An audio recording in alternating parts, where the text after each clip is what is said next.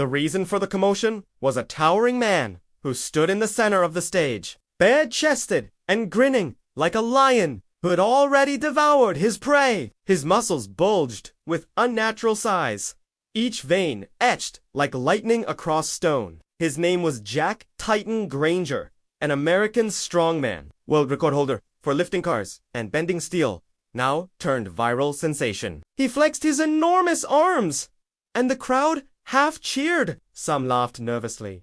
Others scowled with pride wounded. Behind the barrier stood a cluster of Chinese martial arts masters, men with gray hair and years of discipline behind their eyes. They muttered among themselves, insulted but cautious. They had trained their entire lives, but facing a man who could bench press half a truck was no simple matter. Jack stomped the stage and laughed.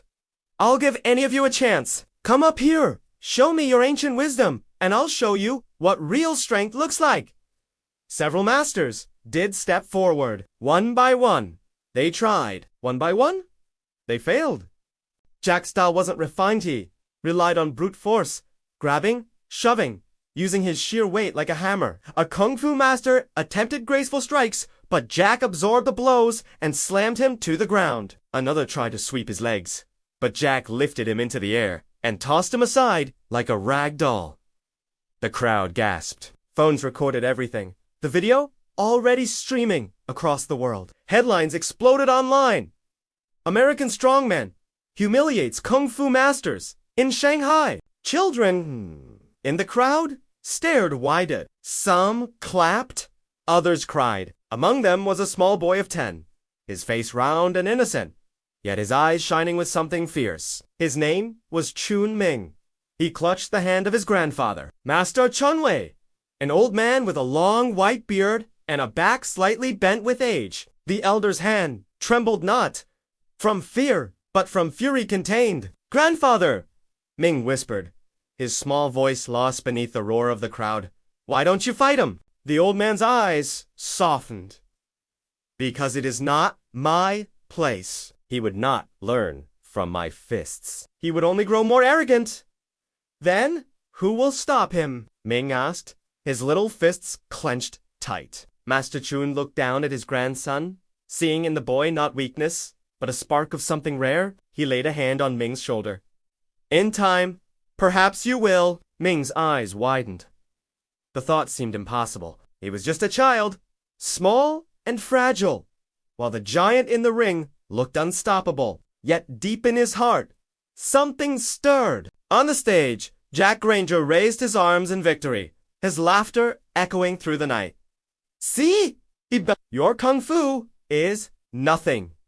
You bow to a fake tradition. But me, I am real strength. And no child, no old man, no master can prove me wrong." The crowd booed now, some shouting in defiance, others silent in shame. But one boy, standing in the shadows of his grandfather, whispered under his breath, "We'll see." The Chun household sat on the outskirts of Shanghai, away from the neon skyline and the constant hum of traffic. Here, the air was quieter, broken only by the chirping of cicadas and the rustle of bamboo swaying in the breeze. The small courtyard was enclosed by worn brick walls, its heart a wooden training post scarred by decades of practice. This was where Master Chunwei, once a respected martial artist, spent his days in quiet solitude. And this was where little Chun Ming watched, eyes wide with fascination. Ming was not like other boys his age. While his friends played video games and scrolled through tablets, Ming studied the way his grandfather's arms moved like flowing water, how his steps glided across the earth without sound, how his breathing was steady no matter the exertion. Kung Fu is not fighting, his grandfather often told him. It is listening to the body, to the earth, to the spirit. When you understand these things, the fight is already won before it begins. Ming nodded every time, though he barely understood. What he did know was that when his grandfather moved, it was beautiful like a dance that carried hidden power. At night, when his grandfather slept, Ming practiced alone in the courtyard. His small fists struck the wooden post, his tiny legs mimicked the stances he had memorized. He often stumbled, fell, or lost balance, But each time, he got back up, though his arms ached and his knuckles reddened. His determination burned hotter than pain. "Grandfather," Ming asked one morning, as they shared a simple breakfast of rice and pickled vegetables, "do you think Kung Fu can defeat the Strongman?" Master Chun's chopsticks paused in midair.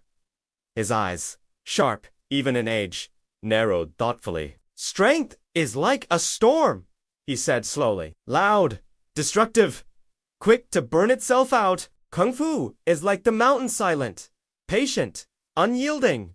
Which do you think lasts longer?" Ming hesitated. "The mountain!" A faint smile touched the old man's lips. "Exactly. But to stand as a mountain, you must first root yourself deep. Are you ready for that?" Ming's small chest swelled with pride. "Yes, grandfather, I'm ready." The first lesson, training, began at dawn. Master Chun did not hand Ming weapons or teach him secret strikes. Instead, he gave him chores that seemed ordinary, even pointless. "Fill these buckets with water and carry them to the top of the hill," he instructed. The wooden buckets were almost half Ming's height, sloshing heavy with water. By the time Ming dragged them up the slope, his shoulders burned and his hands were raw. "Again," Master Chun ordered. Then came horse dancenies, bent low, arms extended forward, back straight. "Hold," his grandfather said.